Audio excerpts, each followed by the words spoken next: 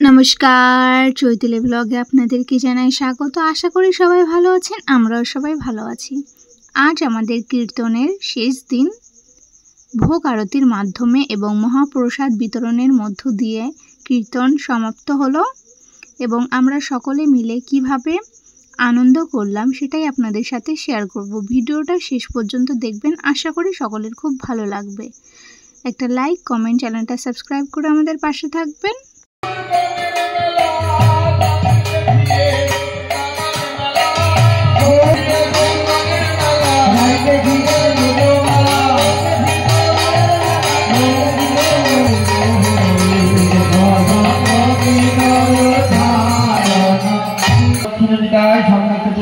চৈতন্য গোসাই গলাধারের বামে শিবাস আর নরহরি আর প্রভুরের ধীরা মহন্ত, বুঝলেন তো?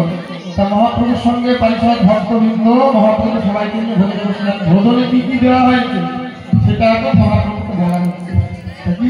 দধি দুগ্ধ চিরা চিনি কলা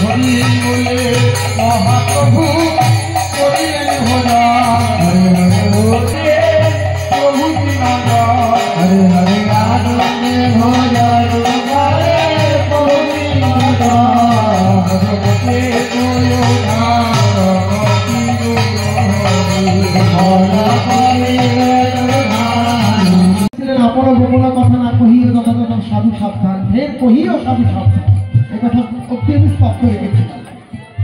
তারপরে কি হয়, ঈশান ঠাকুর অর্থাৎ মহাপ্রভুর বাড়ির কর্মচারীরা ঢুকত, তাকে তার রূপে দেখত না, দাদা বড় দাদা রূপেই দেখত। সেই ঈশান ঠাকুর দৌড়াতে দৌড়াতে যায় সচী মায়ের কাছে।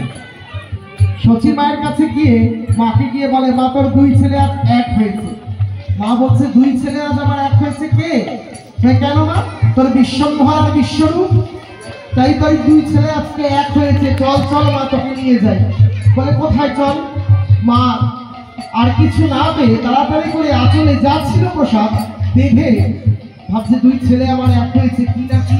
মায়ের ভক্ত আঁচলে বেঁধে মা আমার দৌড়াতে দৌড়াতে গেছে। আজকে সচিমা স্বয়ং ওখানে উপস্থিত। মা তার দুই জানুতে দুই কোলে